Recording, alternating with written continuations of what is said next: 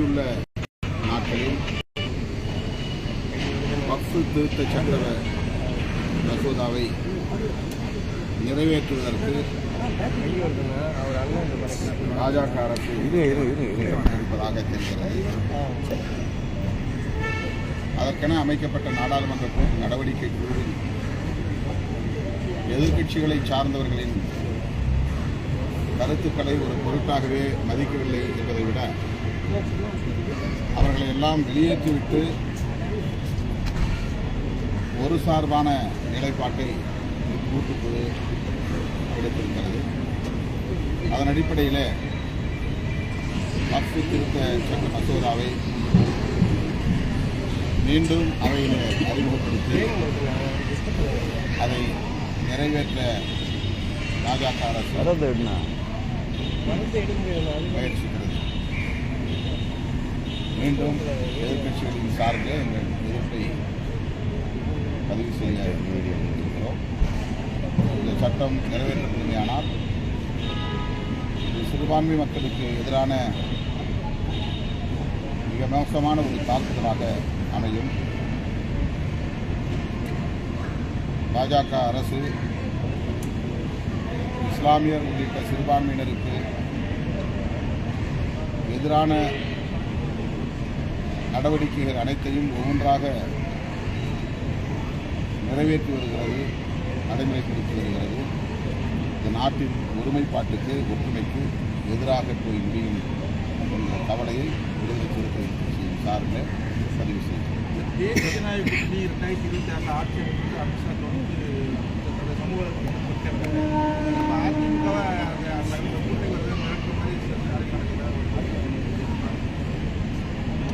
வட இந்தியாவில் ஏதாவது ஒரு மாநிலத்திலே வரும் என்கிற எண்ணத்தில் சொல்லியிருப்பார்.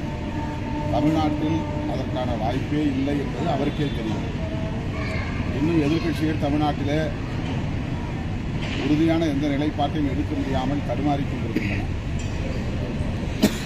அதிமுகவும் இன்னும் ஒரு அணியை உருவாக்கவில்லை, பாஜகவும் ஒரு அணியை உருவாக்க முடியவில்லை. புதிதாக கட்சி தொடங்கியிருக்கிற நடிகர் விஜய் அவர்களும் உறுதியான நிலைப்பாட்டை எடுத்ததாக தெரியவில்லை.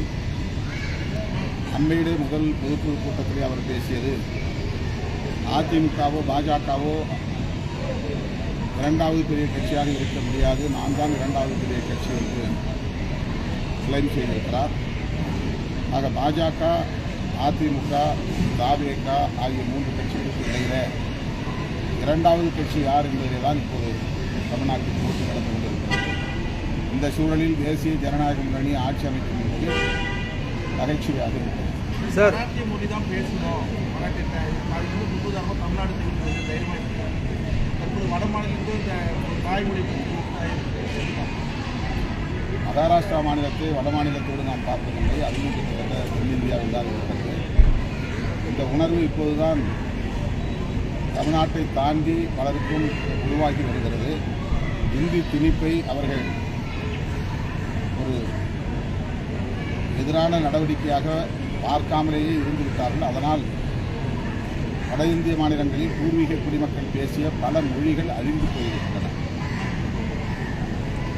அந்த மாநிலங்களிலே கூட ராஜஸ்தான், மத்திய பிரதேஷ், உத்தரப்பிரதேஷ் போன்ற மாநிலங்களில் கூட தங்களின் தாய்மொழி இந்தியால் அழிக்கப்பட்டுவிட்டது என்று சட்டமன்றத்திலேயே பேசக்கூடிய அளவுக்கு இப்போது மாற்றம் நிகழ்ந்திருக்கிறது. இதற்கெல்லாம் தமிழ்நாடு தான் ஒரு முன்னோடி மாநிலமாக இருக்கிறது என்பதை இப்போது அந்தந்த மாநிலங்களில் உள்ள மக்கள் புரிய தொடங்கியிருக்கிறார்கள். சார், திமுக தலைமையிலான கூட்டணியில் உறுதியாக இருக்கிறேன்னு சொல்கிறீங்க.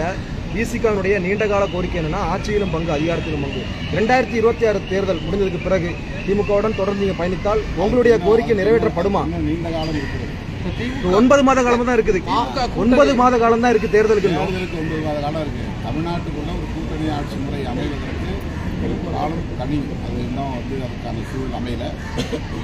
திராவிட கட்சிகளில் குறிப்பாக திமுக, அதிமுக ஆகிய 2 கட்சிகளில் ஒரு கட்சி இன்னும் பலவீனப்படுகிற போதுதான் இந்த கோரிக்கை வலுவாக மாறும். திமுக கூட்டணி ஏறக்குறைய 9 ஆண்டு காலமாக ஒரே கூட்டணி வலுவாக இருக்கிறது. ஆனால் அதிமுக கூட்டணியோ பிஜேபி கூட்டணியோ ஒரு வலு இல்லாமல் இருக்கிறதுக்கு சரியான தலைமை இல்லாததான் காரணம் நினைக்கிறேன். தலைமைங்கிறது ரொம்ப முக்கியமான ஒரு விஷயம்தான். ஆனால் வந்து பொருந்தா கூட்டணி பிஜேபியும் அதிமுகவும் அரசியலுக்காக வலிந்து உருவாக்கப்படுகிற கூட்டணியை தவிர கொள்கை அடிப்படையில் பொருந்தா கூட்டணி. அதனால் அவர்களால் தொடர்ந்து பயணிக்க முடியவில்லை. திமுக கூட்டணியில் கட்சிகளுக்கு இடையிலான நடவடிக்கைகளில் முரண்பாடுகள் இருக்கலாம், அவ்வப்போது கருத்து உரசல்கள் இருக்கலாம். ஆனால் அடிப்படையான கொள்கைகளில் அனைவருக்கும் ஒருமித்த பார்வை இருக்கிறது, ஒரே நேர்கோட்டில் இருக்கிறோம். ஆகவே இந்த கூட்டணியில் ஒரு வலு இருப்பதை, உறுதிப்பாடு இருப்பதை நம்மால் காண முடிகிறது. அதிமுகவுக்கும் பாஜகவுக்கும் மற்ற கட்சிகளுக்கும் இடையிலே இருக்கிற கூட்டணி அடிப்படையிலேயே கொள்கை பொருந்தா கூட்டணி. பிரதமர் நரேந்திர மோடி 6ஆம் தேதி வர்றாரு. காங்கிரஸ் கட்சி கருப்பு கொடி சார்